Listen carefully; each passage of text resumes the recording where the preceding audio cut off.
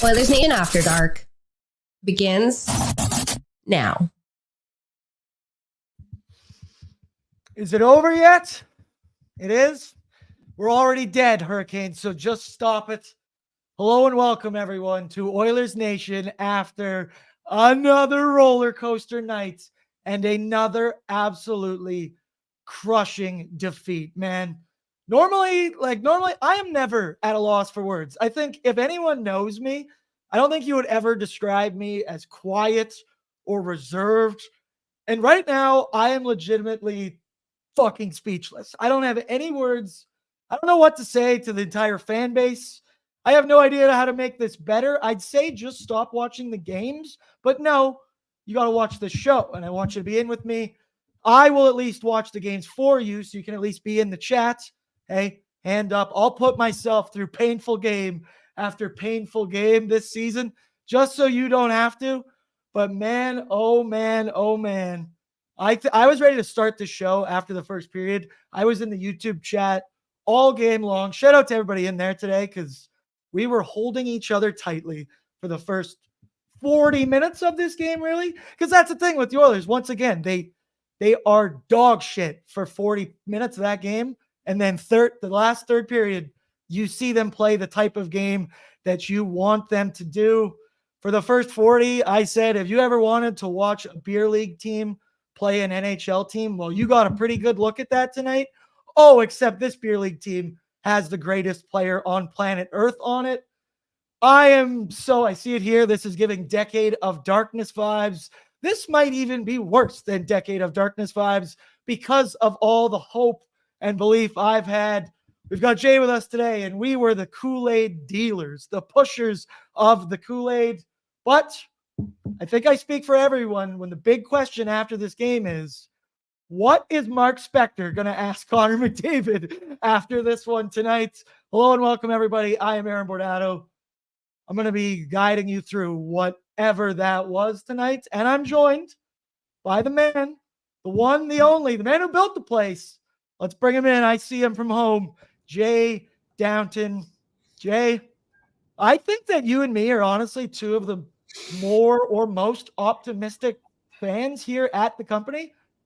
And I don't know if you and I are going to be able to hype anything up about this one tonight. Jay, instant reaction, go. Fuck. There you have it. This team is cursed. There's a curse. We need some kind of smudge or exorcism, because whatever we're trying right now ain't working. They're cursed. Like, seriously, dude, the puck luck, I know. And I'm one who said you make your own puck luck. Holy shit. Once again today, the puck luck, it started before the game even began. I'm doing the show here. I didn't even know that Darnell Nurse took that puck to the face. I'm baffled. On the intermission, they were talking about how this is unfathomable levels of bad luck right now. I'm baffled. What? Darnell takes the puck off the face, gets split open. Skinner, when he's crossed into the halfway point, wipes out, goes flying. I don't even know what happened. The first goal goes off two sets of legs, the back of the net. The panel said they've never seen anything like this. Jay, you started this company from day one. Have you seen puck luck like this? Well, we are the, I think, leaders in warm-up injuries, because don't forget, Taylor Hall got his head sliced open, I believe, by Corey Potter. Shout out Corey Potter for that. So I don't know, man. It's almost laughable. Like, you look at last game against Florida, Broberg steps on that stick, like, just random crap. And, like, granted, like, that's not the reason why we're losing hockey games. That's a very important point to make. I'm not putting it on puck luck, but, like, we aren't putting in the effort. And also, there's some weird shit happening at the same time that's just compounding this and making it look so bad. Like, to go down like we did in the first period, you're just like, all right, here it is. Like to me, like, every game season's on the line, and just, you're like, that's it. That's our season. But then, then you see the third period and you're like, no. There's something here. I believe in these guys, but like Aaron, I'm with you. Like, I'm starting not to know what to believe. I also, wasn't accepting that this was reality for, a lot of games, but It's real, man. I don't like reality. I like living in the fantasy world I was in before. I like this one from, who said it here, Danger Suede. He said Jeremy Kupel left us and cursed us. So there you go. You can blame there's two things. him if you want. People left us, and then we bring in the new coach, undefeated. Louis DeBrusque takes 3 days off the telecast. We lose all 3 games. Is Jamal Mayers the bad luck? I've actually heard from a million people that I'm the bad luck, because the moment I started doing these shows, we just started cratering in there. Also, I left the Canucks show and they became good. I also see Canucks Army is in here right now. So Quads, if that's you, Gavin, get him out of here. Get him out of here. I don't want it. Flames Nation was in here. Flames, if you want to meet me in Red Deer at the Sandbox, I will throw down. I will throw down tonight. I will get going with that. You don't get to throw stones from a glass house over there, Calgary. But Jay, you know what?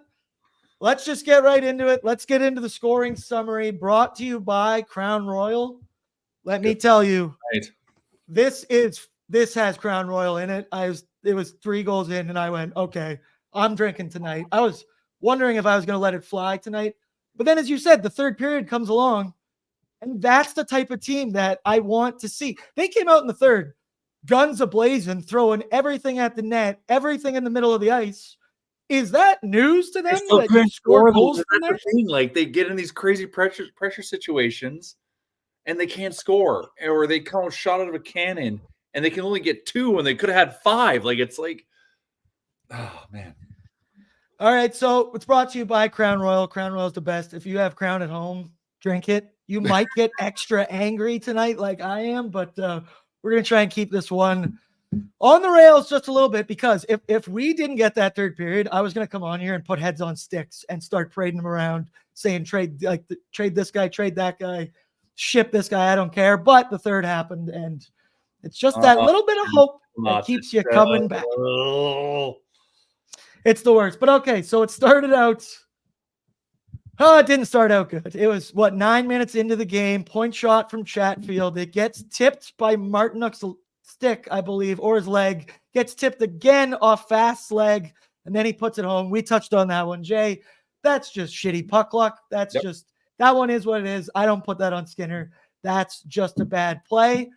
The next one I had an issue with, but it comes down from the top, from the coaching staff. So Ekholm goes up in the rush, right?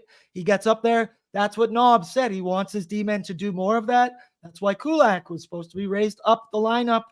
Ekholm gets in the zone, drops it back, doing a play that he doesn't bring the puck in the zone. He drops it back to absolutely nobody. It's picked up. It goes back down the ice with a 2-on-1. He barely back-checked. He did made a couple strides, and then you saw him slow down when he couldn't get there, and then the puck was still there. Didn't bust back, and what do you know? Drury gets his first of the year. I was pissed at that moment, Jay. You're an Ekholm guy. That was a tough play. I love him, and I don't think it was coaching that made him turn around to do the drop pass there. I think he came in, he wanted to wind up, take a slap shot. I think the defenseman kind of cut off his angle there, so he made the right choice not to hold back on the shot. But what happened after was a poor decision for sure. There was many other maneuvers you could have done there, but granted, there's this. I think this goes back to kind of a systemic issue with the team. They're all like gripping the sticks tight, forcing the issue because they know they need offense. Because right now they have no confidence in their ability to defend, and they're doing stuff that they normally don't do just to try to get something going, and that was totally prototypical. I bet you normally Ekholm, if he doesn't have the shot and he can't see a pass, he's probably just soft chipping it down low, trying to go around the defender and then see kind of what can happen from there. But yeah, that's just a symptom of the problem. It's if it's Ekholm tonight, it's someone else tomorrow. I agree with that, but as I say, like when your coach is telling you, this is just my opinion, but when the coach is telling you he wants you to jump up in the rush more, Ekholm's not that kind of guy. That definitely sets you up that he, in that moment, in that split-second decision, goes, oh yeah, I can drop this. He wants me to be offensive.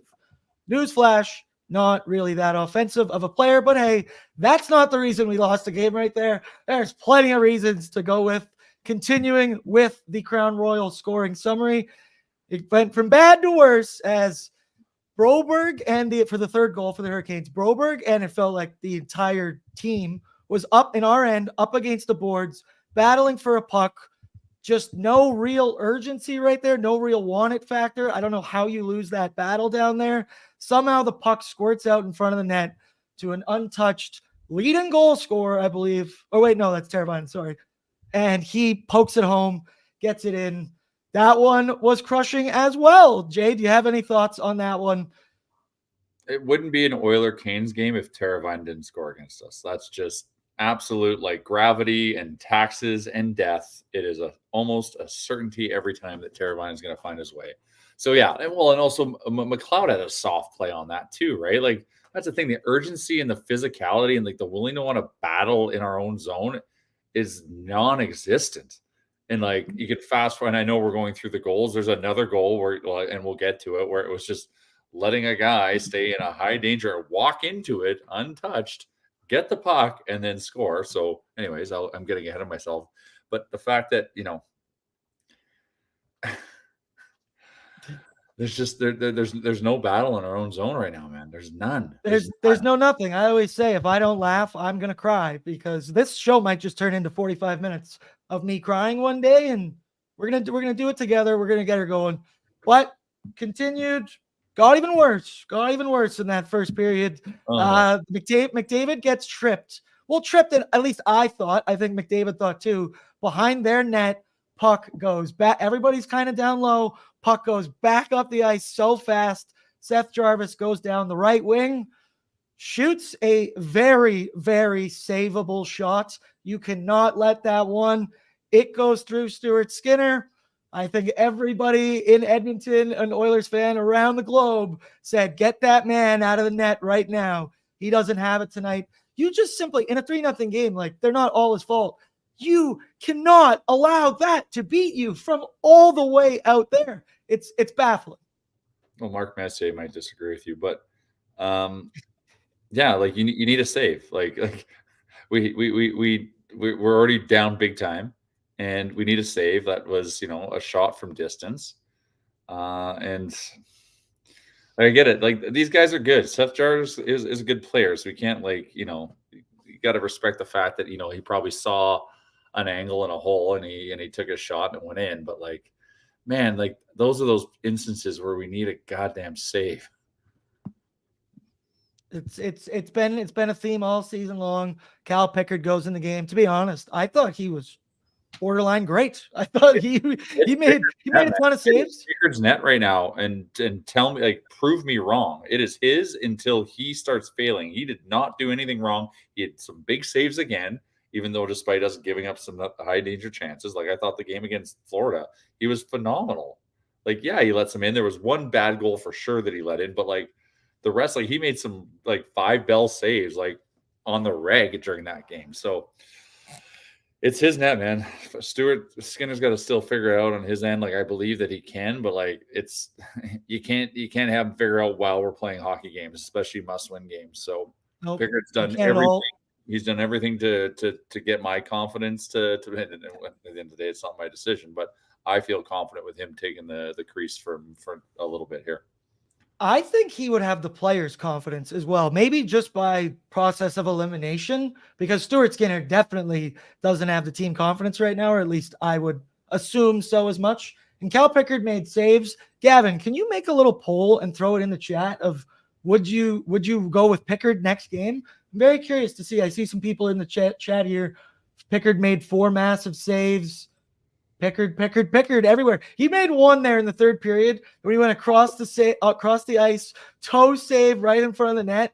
I was like, holy man, if we get that, we're going to go back down the ice and score. Gave the guys a chance. And what do? They go down and create a bunch of chances and can't get the puck in the goddamn net. And that's also like very frustrating. Like that third period was very frustrating. Because too little too late. Like, where were you guys? But like, okay, welcome, like happy to have you back. And then they're just creating like crazy and they just can't score. Like they're just so snake bitten. And I thought in the third period, like they were doing what I've been screaming about forever. You can't score if you don't shoot. Throw it on net. Even if you don't score there, you'll get second opportunities. You'll get her going, which I guess leads me to my 4th goal that's still in the first period. But shocker, It's Zach Hyman scoring from in front of the net with his stick on the ice. They get a nice little battle there. Oilers on the power play. He's able to bang one home. Am I taking crazy pills, or like Zach Hyman now leads the team in goals? I think he's scored all of them just in front of the net, banging away. I need more of that from the team. Zach Hyman, best Oilers so far this season. It's been going from like Evander Kane to Hyman to Fogle. I would say consistency and production-wise, probably Zach Hyman, right? It has to be, man. That guy fights for his space, and also like he is so hard to take the puck away from, right? Like, and then you get him in front of the crease, like that's his zone, man, and he's tough to move. He's like you see him, Zach Thick, and he steps in that blue paint, and you have to move heaven and earth to get him out of the way. So if a puck gets in there, he's gonna find it, and when we start throwing pucks on net or throw it his way in front of the net, it's weird what happens. So, yeah, no, Zach's been good, man. And like we just need everyone to he's got that dog in him, right? And we need everyone to get that dog. I need more dog. I see it here. Hyman and Kane. Those are two guys with DAWG in them, not DOG. They got dog in them right there. And they dig deep. Like we saw Zach Hyman last couple of games. He's been getting in scrums. He's doing whatever he can to affect the game. I say it almost every show. He is not the most skilled Oiler, but he produces because he has a good hockey IQ and the willingness to get in the dirty areas. Moving along with the Crown Royal scoring summary, the 5th goal for the Hurricanes was the angriest I was all night. That was the one that had a literal 4-man box in front of the net. 4 guys doing nothing, leaving the man untouched in front of the net. I believe it was Netchus, right? Yeah, it was him.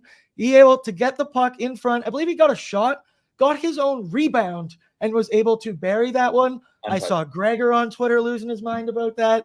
I saw everyone losing their mind about that one. I saw the screenshot just taken of 4 dudes, like a square box right there. Nobody does anything. Does nobody turn their head to cover the front of the net in a situation like that? Does nobody yell out, even if you're not there, hey, you take him, hey, you do that? How the hell does that happen, Jay Downton? This is our brand right now. This is the Oilers hockey brand right now. This is what we do. It's trademarked. No one else is doing it because they can't, and we're just letting it happen like crazy. That, or like maybe the team, maybe get a new team eye doctor because maybe everyone's prescription's a little off. Like, I don't know what the hell's going on, but how the hell does that happen? You do that against Florida, you're going to get cross-checked by all 4 guys. All 4 of them. As you should. Like, how is there? It's the urgency. It's the will. Oh, my God. I don't care if you take a penalty there, breaking your stick on that guy's back. I don't care. You prevent a goal. Zach Hyman made a play early in the game where he takes a penalty, prevents a goal. I don't care like about that. That's a good play. Whatever. Got 2 PIMs in the stats, minor penalty, whatever. That's a game-winning play. I need someone to go in there and break that man in half. Well, and like you don't need to do that, but like the guy also needs to know that he's got to pay a price to get into that box. And I think he was paid to come into that box with how it was the reverse. Like and once again, this just goes back to how we are operating our defensive zone. It's just like we are not aggressive, we are not physical, we are not paying attention, we are not making the right decisions to try to get the puck out. Like it's like we just want to play in our zone all game, and somehow like that's the system that we're playing. Like we're so lost. It's sad, dude. Like I said, you're older than me. I've lived here for 28 years. I've never seen what's going on out there because it just to me looks like such a mental thing that all the way down the roster, every single player is feeling it. It's not just an Evan Bouchard. It's not just Leon Draisaitl. It's not just Stuart Skinner. It is literally everybody. We got a little bit of hope at the end of the second period. We take a penalty, and we're able to score shorthanded.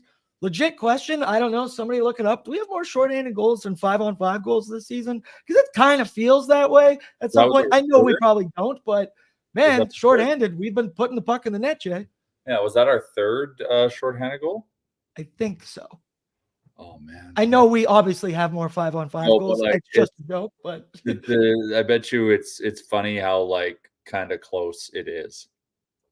somebody do that math in there. Somebody in the chat, let Also, me know. But it was a good play, right? Shorthanded, great steal on our end. Fogel brings it up the ice. Fogel looked great once again. Didn't score 2 goals. I rode with you, Jay.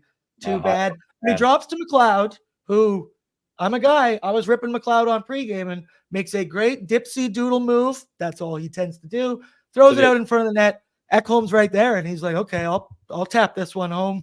Just a little bit of belief, right?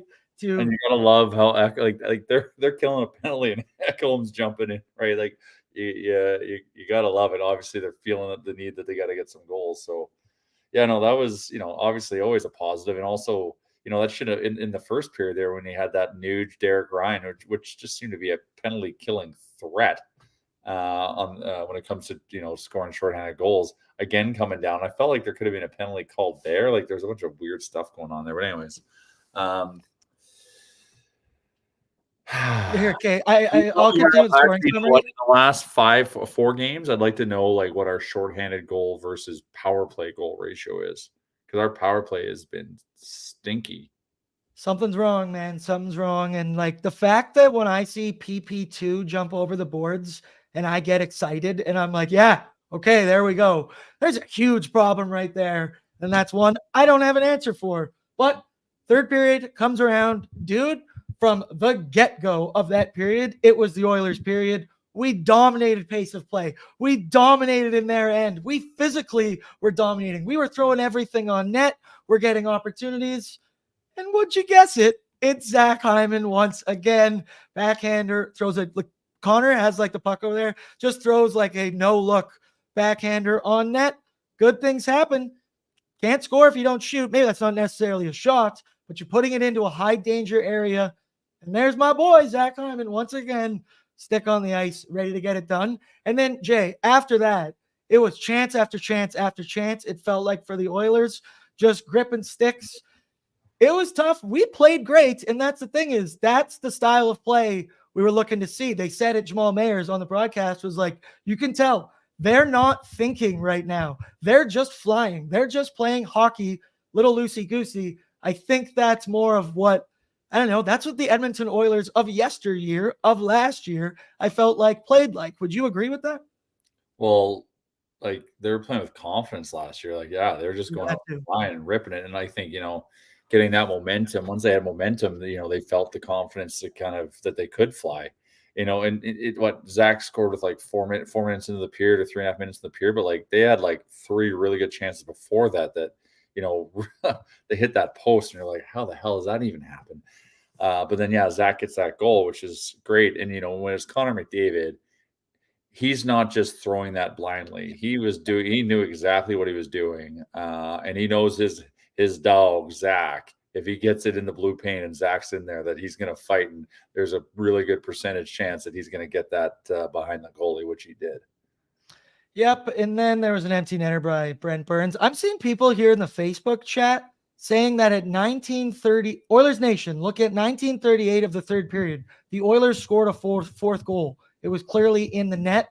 People in the YouTube chat, check that for me. Fact check that for me. Because if so, that's crazy. And I'm going to protest to the NHL. But too little, too late. That's not the reason we lost that game. That would have been after. Would that have been after Brent Burns scored? Okay.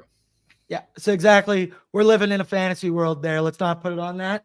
But, okay, I want to bring this in before we talk about the good, bad, and the oily.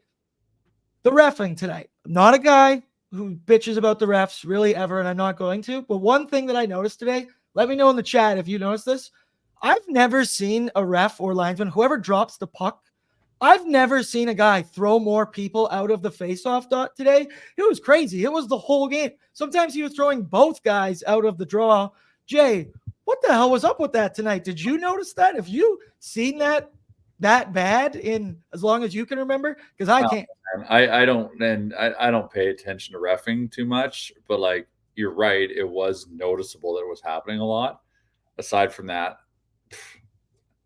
like this is also like just us as Oilers fans right now, right? Like we're so traumatized So we'll like something like that we will see, and it will catch and resonate and like fire at our ass. So like I think this is just like us just being in quite a state that we'll see that and then let it drive us crazy because everything else is driving us crazy. You literally just described everything going on in my brain. I don't know who to be angry at, where to put my whatever. So that just really, I noticed it and it frustrated me. Obviously not the reason. Throw it back, Jay. Might have to. Let's get into the good, bad, and the oily presented by Alberta Blue Cross. Let me get a drink here. Alberta Blue Cross, they are the best. They protect your memories. They protect your travel memories. There's only one thing better than sharing those memories. It's making new ones. Alberta Blue Cross travel insurance protects them and more wherever travel takes you. Visit ab.bluecross.ca/travel for more information. Okay, let's start with the good. Let's start off positive. It's obviously Zach Hyman. You score 2 goals in a game like that. He was one of the few bright spots that I thought was out there tonight. You saw him in scrums. We already touched on it. He buried Zach Hyman, most consistent Oiler. Zach Hyman, nicest smile on the Oilers. I love watching him grin when he's happy. Jay, just one final Zach Hyman. Pump his tires for me. We got to give positivity to the guys who deserve it. Right now, what we need is a team full of Zach Hymans because they're going to go out and compete their asses off and be very tough to play against. And right now, that's what we're not. And if we're a bunch of Zachs, we're going to just grease our way and outwork our way and win every battle and start getting W's. So everyone on the team needs to channel their inner Zach, the dog Hyman. The dog. Let me know if you love Zach Hyman. Everybody better say yes. I see it in here. Classic Zach, clone Zach, and he spelled Zach wrong, but okay. We got a clone machine. Bring that on right now because I could use a couple of those. The bad. It was the start, man. That game felt like it was over so fast in the third period. Jay, I texted you and Gavin, and I said after the first, do you guys just want to do the show right now? Because I know this movie. I've seen this horror film a couple times before, and I did think we were going to get way out of it. And then a little bit of hope, and that's exactly what happened. But, dude, you go down 4-0. Like, we had good starts the last 2 games. I thought, okay, let's not blow it again, but we've been doing everything right to start. Holy shit, man, to start this game. It was just nothing was going our way. Couldn't complete passes. Bad luck. Jay, that was a brutal start, and you live bet the comeback, so I want to give you credit that you did believe, but how you feeling about that bet right now? You want to know why I did? Well, 2 reasons. Got to try to manifest some W's for the boys. Yeah. But my twisted and demented mind was thinking, you know what? We've been shot out of a cannon the last 3 games or 2 games, getting into early leads and then letting the other team in. I'm like, why can't this just be Freaky Friday? We reverse roles. Carolina gets up to the early lead, and then Edmonton just trounces them for the next 60 minutes. It made so much sense. The stage was set. But alas, that is just me drinking the Kool-Aid. Again, I also tweeted that I'm really, really dumb, and I'm going to be doing this. I am so dumb. Hey, I always say fan is short for fanatic. We're allowed to be crazy. We're allowed to try and speak it into existence, LeVar Ball style, and get her going. But, man, there's nothing I could have done. I said I could have done a rain dance. I could have done anything. We were not meant to win this game. This road trip has not started out the way that I envisioned this. We said this was it's almost done, dude. Yeah, exactly. And that with this stretch of games, this was going to be a big test. I said this. I go back and find the clip that this stretch is going to be a big test. Playing Tampa, good team. Florida, good team. Carolina, good team. Well, 0 for 3 so far, buddy. So maybe we can turn it around on Friday against the Capitals. They've also been playing hot, so who knows? I don't think they are that good, but I thought we were good, so that shows what I know. Let's move along here to the oily. This one writes itself. I could have called this one the bloody because look at that face on your screen right there, man. That's an all-time photo right there. For everybody who's ever given Darnell shit, I want you to look at that and tell me that guy's not a hockey player. That guy doesn't want it. what a horrible luck to start the game that he takes that one off the face. Also, I understand for extra swag, you go no bucket. Darnell A doesn't even have hair, so I don't know what swag he's kind of looking for there. But B, would he have been on the team when Taylor Hall's face got stepped on? Because I feel like everyone in Edmonton should be wearing, maybe he wasn't. I don't know. Let me know in the chat. But he should be wearing a helmet. That's reasons why. All the props to him for coming back, man. That bandage over his face, he has both in his nose. That's a hockey player right there, Jay. Once again, once I saw that happen, I'm like, this guy's going to have a game. This guy's activated. He is just going to go and just trounce the Hurricanes and put up 3 points or something. But, once again, that's just me trying to find any storyline I can to hold on to think that the team can pull it off. Yeah, it's pretty rough, man. It's pretty rough go here right now. Just looking in the bottom of my screen right there, I just saw Gavin just sitting there like this. Just broken. We're all dead inside. And, hey, this might be a long year for your boy Bordsy over here if I got to keep doing this after every single game. But that won't stop us because I'm straight up never going to stop believing. With when you have 97 and 29 out there, anything is possible. Man, also, if someone saw Jim Matheson's tweet out there today, tell me if that was real because that was a crazy thing to see. I'm not going to touch on it or say what he said. That man must have been hacked because that was, I don't know what kind of world, Oilers fans and media or whatever, everyone is down bad right now. But I want to get in to my DoorDash hot and cold performer of the game. There might be more cold than hot. Who knows? Don't want spoiler alerts. DoorDash for a limited time only.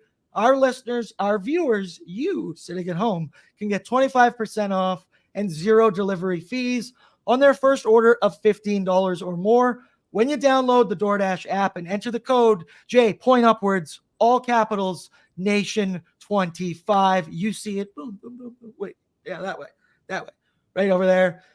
So for tonight, for my hot performer, it was tough. Obviously, Zach Hyman was the good. I thought Warren Fogle did have a good game. He was noticeable. He didn't get on the score sheet, but hey, it is what it is. I did think it was funny. Jay, you didn't see the pre-gaming. I had on this little thing here. I compared Ryan McLeod's numbers, career numbers, to Jesse Puljujärvi's. Ryan McLeod has less points per game than Jesse Puljujärvi. I don't want to get into it, but I was chirping him hard. I thought it was his best game of the season, so he could be a hot performer, but I'm going with, see it right there. Yeah, that's it, Jay, right there. It's tough to look at when you see it right there. But my hot performer of the game is going to be Calvin Pickard. The man came in, for the most part, did what he had to do. He made 13 saves on 14 shots, right? So that's all I need. That one sprawling toe save he made, that's a game saver. That is what keeps you in. Those have been the saves. Besides that 3-game run for Skinner that he hasn't made all year, would you agree with Pickard as the hard performer, or do you have one?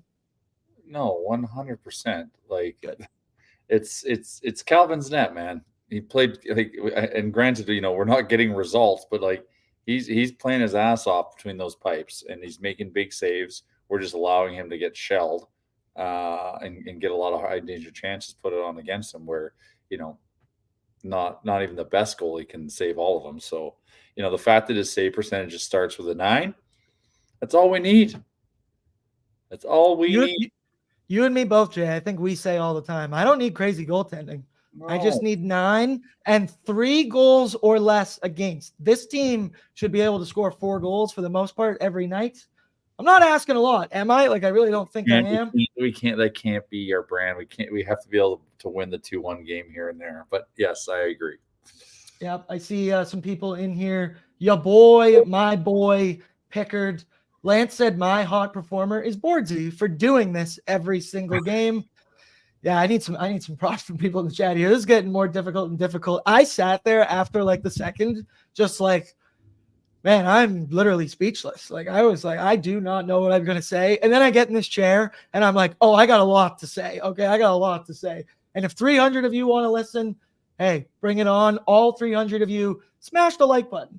Takes no effort. Strike that like. Get in there. Show some love for the boys. Lots of content this week at Oilers Nation while your Remchuk avoids the grind. Just kidding. he did the show today. He's been grinding hard.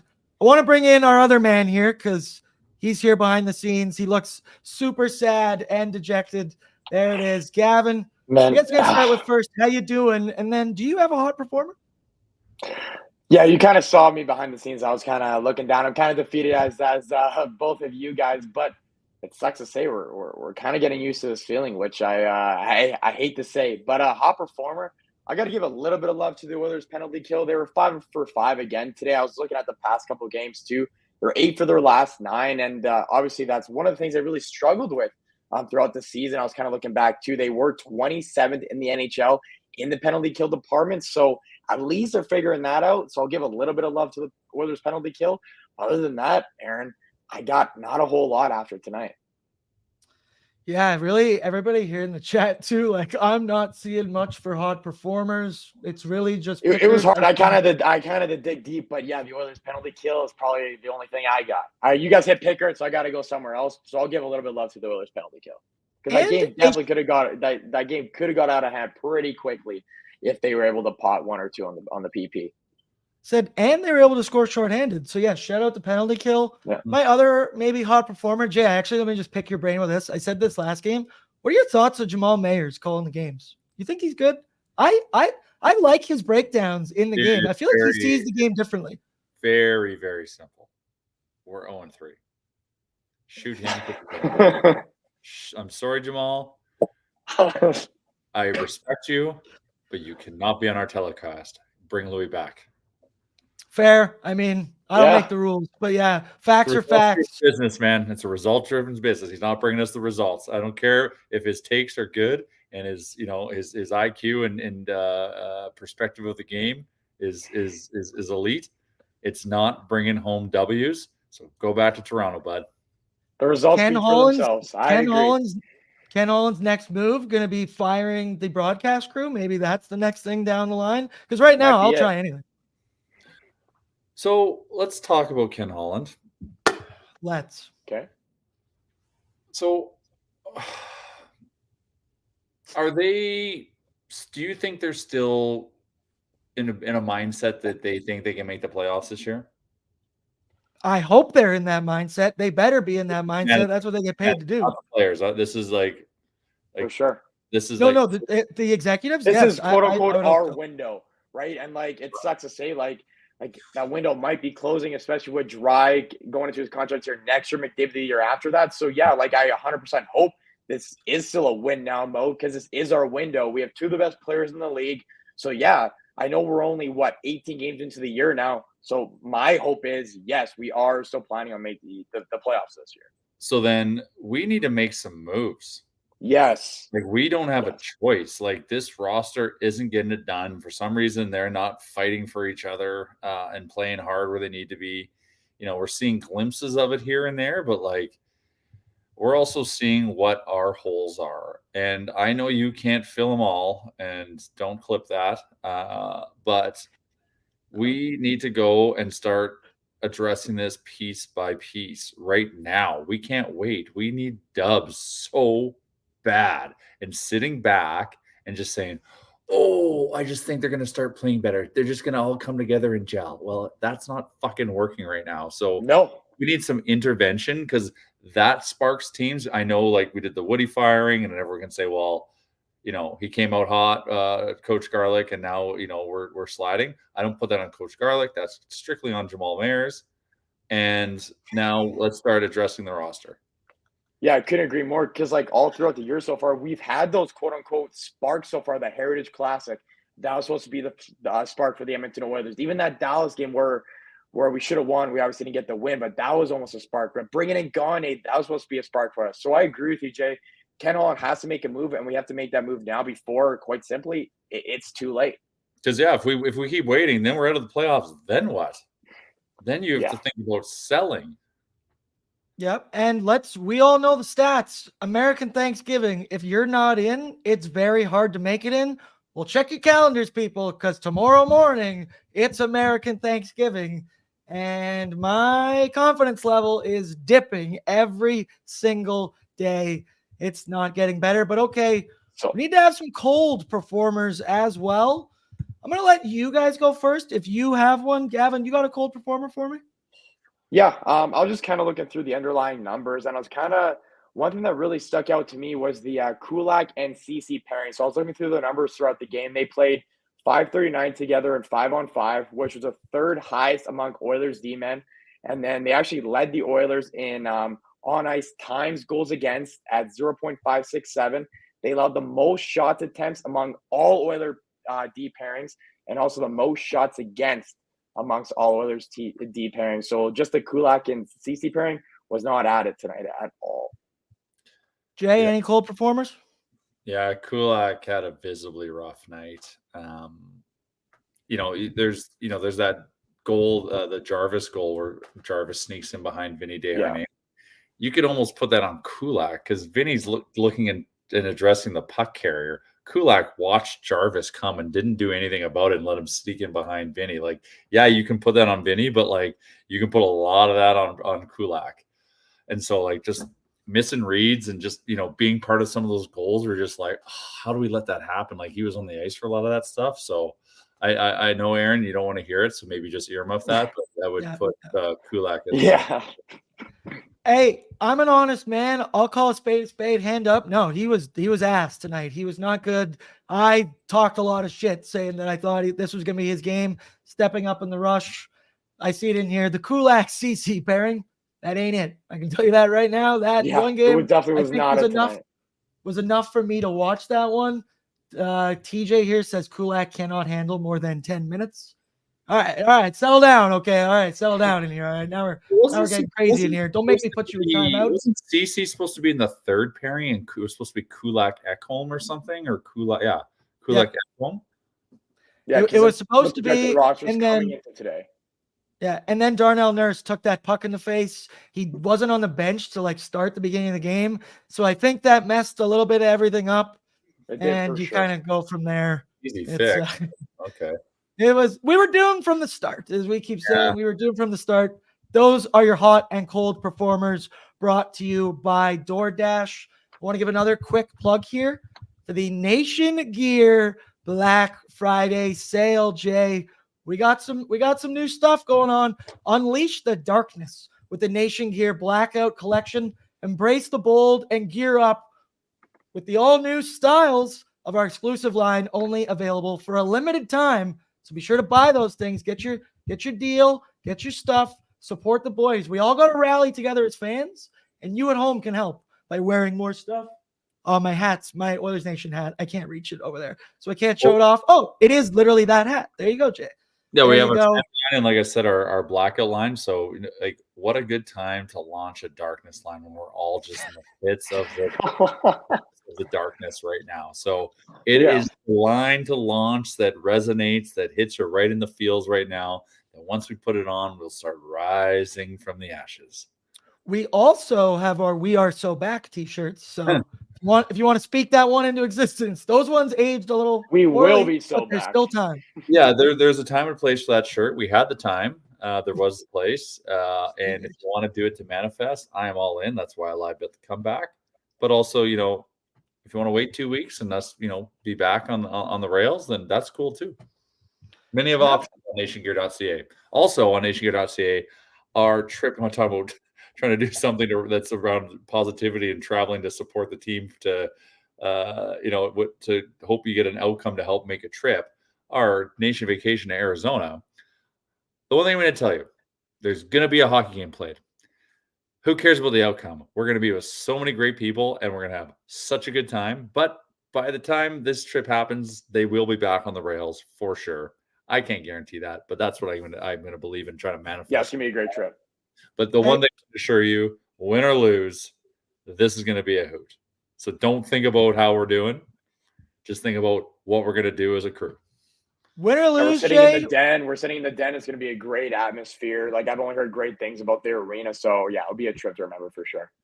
I said, win or lose, Jay, we are going to hit the booze. That is a guarantee. Shout out Crown Royal. You knew where I was going with that one. You knew exactly where I was going with that. The three of us are going to be on that trip.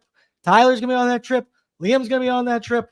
It's going to be a good time. It's going to be a good time, everybody. But just a couple, I guess just random things that we're going to kind of pick through here and talk about it. I guess just broadly, Jay, odd man rushes weren't as bad today. It was tough in front of the net a couple times, but we did give up odd man rushes. That's, I think, a product of when you want your D-men stepping up in the game. Do you think Knob's just going to keep sticking with this of saying D-men, keep going up? Because we've seen it kind of work, but I feel like we must lead the league in odd man rushes given up. We said today that the Carolina Hurricanes will make you pay if that's the case. That did happen. That did happen tonight. I don't know. What's your take on the D-men kind of becoming more offensive? Well, a lot of these odd man rushes are because of terrible turnovers at the blue line or whatever, just bad turnovers. Pinching is one thing. But yeah, when you're behind, like you have to start chasing the game and taking those chances. So,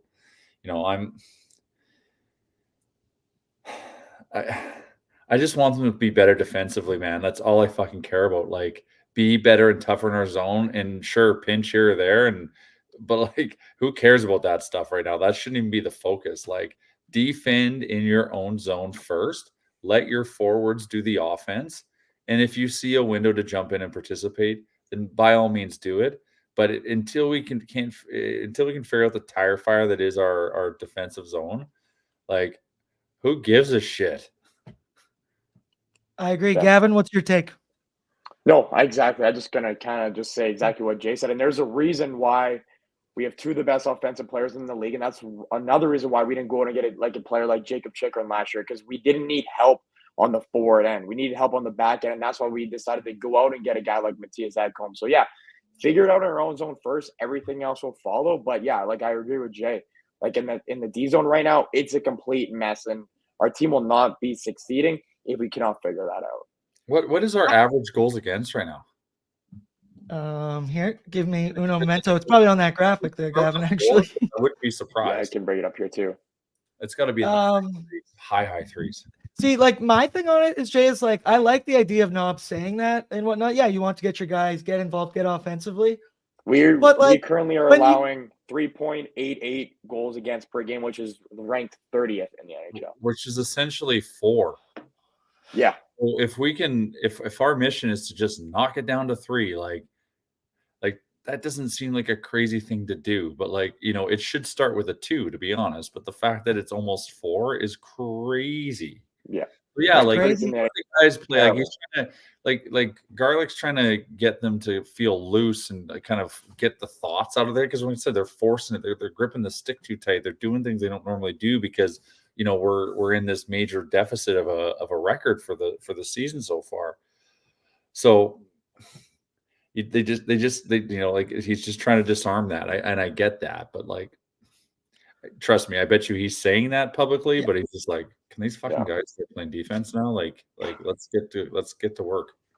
My thing is just that if you allow 3.88 goals per game against, and we see the play of our defensemen and our defensive end, I would say focus on D before I say focus on offense. But hey, that's why I sit in this chair and I'm not coaching in the NHL. A little bit of frustration took over near the end of the game today. Jay, on ONE, we talked about don't take dumb penalties. Don't do stuff like that. I know Nuge had one that really boiled over for him. I thought there was going to be some penalties earlier in a little scrum. He takes a number, runs, I forget who it was, and then he gets one. What'd you think? I mean, emotions were out tonight. After 4-0, I'm like, yeah, do anything you can. But once we started to be back in that game, I need you to take it down. Also, that call on Connor McDavid on the blue line, that was weak as balls, right? Like that, I get it. He did interfere, but I don't know if that one was called against, that one was called against the other team for us, I would have been like, "Woo, we caught one right there." But what'd you think of the penalties and some of the frustration boiling over as the game went along? I'll tell you what I wish we did. Vinny Desharnais had a very good opportunity to go Svechnikov into a tilt. And if he did that and beat the wheels off of him, that could have changed the whole landscape of the game, because all of Carolina would want to think about is trying to kill Vinny and trying to take liberties, which then would mean take penalties.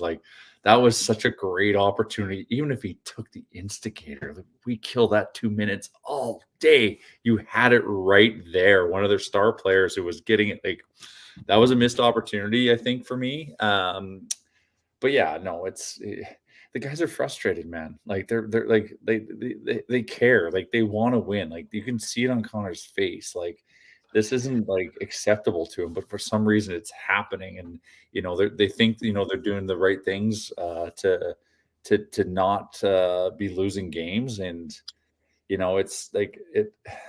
You have to think about these guys. As we treat them as like commodities, right? And talk about them and praise them and shit on them when things go up and down. Like this is good. This is weighing heavy on these guys, right? And you're seeing that boil over in these games, and they're not making great decisions because there's just so many thoughts going on, right? Like I'm mad.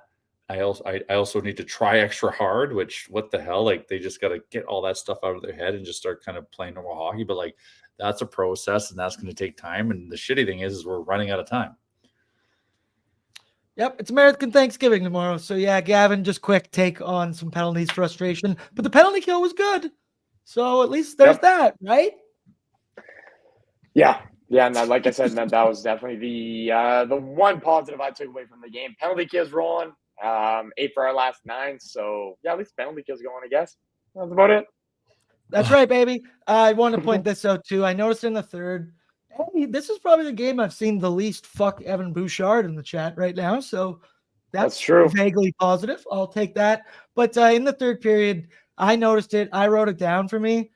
I need Bouchard to just shoot the puck. In that third period, man. He had a perfect lane. Yeah. No, the defender kind of opened it up. He didn't take it. He held back. And I'm like, oh my God. Like we're in desperation mode. You throw that on net. What are you waiting for in a moment like that? You have the best shot on the team. You have one of the best shots in the entire league. It's wide open. In that third period, the game plan was clearly throw it on net, see what happens, keep it low. Boosh, you're the king of throwing it on net and keeping it low. I was baffled. There was like 2 in like a 3-minute span back to back. I threw my phone. I was so mad. I was just going at it. And like, I get it, right? Because he does delay plays like that. For example, the one other game there where we made the comeback, he makes the fake slapper, goes around to the right, feeds it to Evander Kane, makes the beautiful play. We all praise him. I get my hypocrisy as I say this. But in that game tonight, that wasn't the strategy. It was throw it on net, see what happens. You can't score if you don't shoot the puck. And man, it's driving me nuts. Gavin, do you agree with that? Yeah, no, I couldn't agree more. And like you said, it's a double-edged sword with Evan Bouchard, but like the good thing about Evan Bouchard is the Bouch bomb. So and that's where we get the most out of Evan, right? Like on his offensive output. So when he's not putting the puck on net like he's supposed to in those situations, yeah, it bugs me too. And like you guys said, it was a key point of the hockey game. So yeah, we need him to put the puck in the back of that net, 110%. It's frustrating. It just is. That's the only word I have for tonight. The roller coaster once again. They put you through the ringer, man. Well, my hair's my hair. And they give us a little bit of hope winning 3 in a row, and then they bring us right back down to where we were not too long ago. So he said, my hair is going to start falling out if this season goes along. Because during the game, I'm just. My hair is already starting falling out, man. Yeah, exactly, so Kevin. I'm going to look like you. No, absolutely not. But moving forward here, just kind of thinking about future games, more loser talk here. Surprise coming from the biggest loser of them all right here. Jamal Mayers, as the game went along, he said in the third period there near the end, win or lose, this is the formula and this is the blueprint there in the third period, which was throw it on net, just see what happens. Do you agree with that take? Or am I just classic loser talk Oiler fan that I saw a little bit in the third period and I'm like, no, there's something there. We can do that. Jay? We do it for 60 minutes. Like that's the thing we miss. We've shown that exact style of game. We did it in the first period against Florida, the first period against Tampa. We did it against who else did we blow it against? Did we do it against the Jets too? We went up 2-0, right? Or something like that. Right? Like we've done it and we just can't sustain it. I don't know. Like you almost like question their fitness or something. Like why are they just fizzling out like that? But yeah, and we talked about it on pregame, like obviously before tonight, we scored the first goal for the last 5 games. Like good teams like we were last year, we would take advantage of that and not give that lead up. And we're just doing it on a consistent basis right now. And obviously we're not winning hockey games. So like, I don't know what the problem is. I don't know if it's a stamina issue. Like I could not put my finger on either guy. Mental stamina. Yeah. I don't know what the problem is, but going down 4-0 to start the game, change that for the next game, and we might have a shot. We might have a shot with that one. Just might. I thought that was the answer. I thought maybe that's what they needed, was to like be down heavily in the first period and just like have a massive comeback and then like take that momentum. Like I thought, like that's what I was telling myself was happening, because we were doing reverse, and it wasn't. I was going to say, I need a lobotomy because I need to forget these first 17, 18 games, whatever we're at. It's been a rough go. Just final thing as we wind down. I just saw Jay yawning. It's a late one. We're almost at an hour here, boys. So we did have some things to say. As I went, what am I going to say? Turns out I got a lot. But the coaching, this organization thought that Jay Woodcroft and coaching was the issue. I don't know. Don't want to speak for everyone. I think that's pretty clear right now that wasn't really the problem. And it was the guys on the ice, because it seems to be the same exact problems are going on right now. Can't control in front of the net. Can't play 60 minutes. I know some of these are cliches, but hockey is sometimes a cliche of a game. I saw Zach Lang had a great tweet, and he was like paraphrasing, but this organization thought Jay Woodcroft and coaching was the problem. Now we are going to have to figure this out with the same people that thought Jay was the problem. They're going to have to refix their fix. It's tough, Gavin. Well, yeah, exactly. And the fact that you just brought that up, I think if we really got into it, we would be on the stream for another 20 minutes, because I was one of the guys that I didn't view Jay Woodcroft as a problem. And to be quite frank, I thought he was going to be our coach for 20 years. I thought he was going to be our John Cooper. I really did truly believe that, obviously coming in and what season about that 2019 when he came in and took this team by storm. I thought he was going to be our coach for a long time. He got that 3-year extension. And like I just said, I thought he was going to be our guy going forward. And I'm quite disappointed that it didn't work out that way, because I really believed in Woody, and I still even did down the stretch during the part of the season when we were not succeeding. But it sucks. Obviously, Coach Knob is in now, so only time will tell with him. But yeah, it just quite frankly is disappointing. Jay, my second last question for you. Where's your confidence level with the Knob right now? Like, walk me through what's going on in that brain of yours right now. Oh, man. He's dead. No.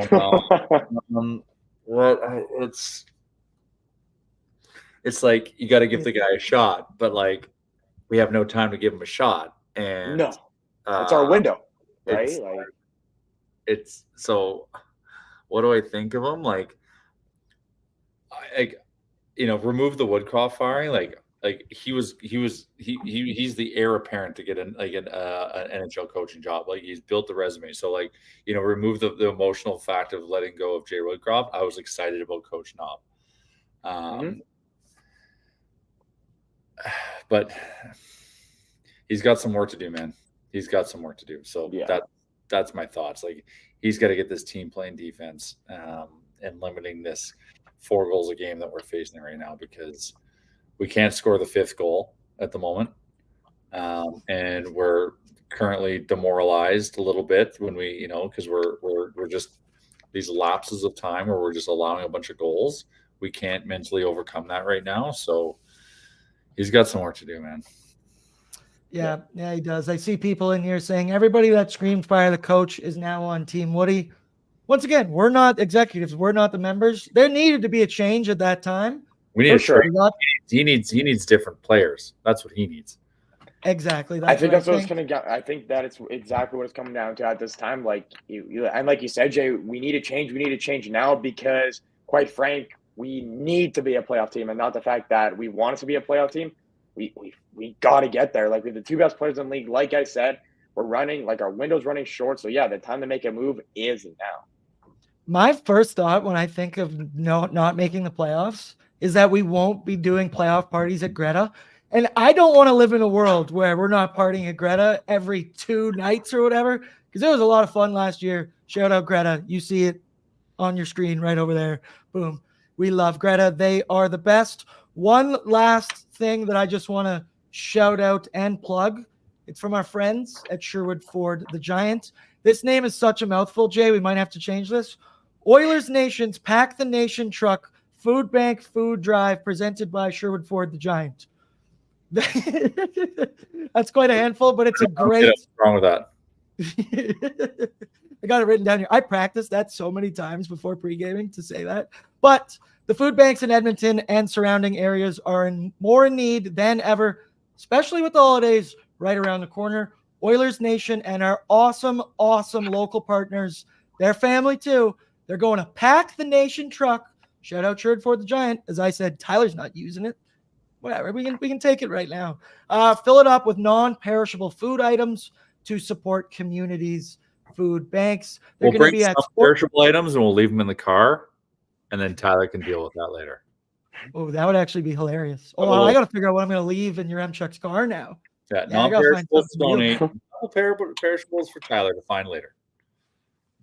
Okay. Yeah, there you go. That's a good. There you go. But go get your stuff. I believe they're going to be at every sports closet. So Kingsway, Sherwood Park. I'm forgetting a sports closet. St. Albert. They're going to be there for all of them. There's going to be one at Greta. There's going to be one at Sherwood Ford. There's going to be one at Bread and Butter Bakery. And I might be forgetting some. I will correct myself. Throw it in the chat. I'll tell you every day, Oilers Nation every day. Keep in tune to the Oilers Nation socials. We'll let you know. It's a great cause. It's Christmas, everybody. We got to pull together as Oiler fans and just as citizens. Final question. Next game, Washington Capitals. It's going to be a watch party, Jay. You won't be there. There's a new Oodle Noodle opening, right? Yeah, I got to go down to Calgary to our Beacon Hill store grand opening on Friday. So I'll be watching the game. I just won't be at the watch party, which I'm kind of upset about. Hey, more Oodle Noodle is never a thing to be upset about. Calgary needs more because I eat Oodle Noodle all the time. But final question, Gavin, I'll start with you. Score prediction for the next game against Washington. Yeah, so I think in every one of our 0 after darks, I predicted an Oilers win, and obviously it has not been working out. So I'm going to hit the old reverse kind of hoping for like a reverse psychology kind of thing. So I'm going to go 3-1 Washington. Don't do it. And anytime goal scorer, I'm going to do Connor McDavid. Jay? Don't do it. So we for some reason play good against the Caps. And granted, that is, Oilers teams of yore and not this year's team. But I feel like maybe the clock might strike midnight here on this team and the little run that they're on. So, the Oilers are pissed. They've been pissed all season. I keep saying they're pissed and that they're going to play better the next game. But you know what, guys? They're pissed. And they're going to win 5-1 in Washington. Love it. That's right, Jay. I love it. We never give up. I said, you will never catch me on TikToks, on this show, on ONE, ever predicting anything but an Oilers victory. I'm going to agree with Ryan here. Oh, wait, no, I'm not going to agree with Ryan. He said 3-1 Washington. I think 3-1 Oilers. Yeah. And you know what? I'm going to go Darnell Nurse anytime goal scorer just because I want the image of – I'm curious what his face is going to look like tomorrow because I think it's going to be battered and bruised. My anytime goal scorer it's a Connor Brown revenge game. So put it on him. There you go. Hey, that would be nice. We didn't even touch on that, but we went over an hour today, boys. Had a lot to say. Very funny. I said I was at a loss for words. Who could have seen that one coming? Thank you, Gavin. Thank you, Jay. Want to give a final shout out to all of our sponsors, which are Alberta Blue Cross. We've got DoorDash. We've got Betway, 19 plus. Please play responsibly. Gavin, we didn't hit our bet. Shocker. We're in a little bit of a lull right now, but that doesn't mean I'm going to stop shooting. We're back Friday. We'll be fine. I'll be back on Friday with a new 3 bets. Shout out Crown Royal too. Shout out everyone. Shout out Greta. Shout out you two. Shout out everybody in the chats. Strike that like button. Maybe we can hit 100 by the time I check it in the morning. Have a good sleep, everybody. I agreed to do the Kevin Karius show tomorrow at 7:20 a.m. to talk about this game again before I talk about it again on ONE. So I'm going to go hit the hay and put my phone down and not think about the Edmonton Oilers for good luck. A couple hours. I'll get a couple hours. Yeah. So there we go. 8 hours. I love you all. I love you too. Everyone have a good night. Have a good sleep. And we'll be back Friday. Do it all over again. Night, guys.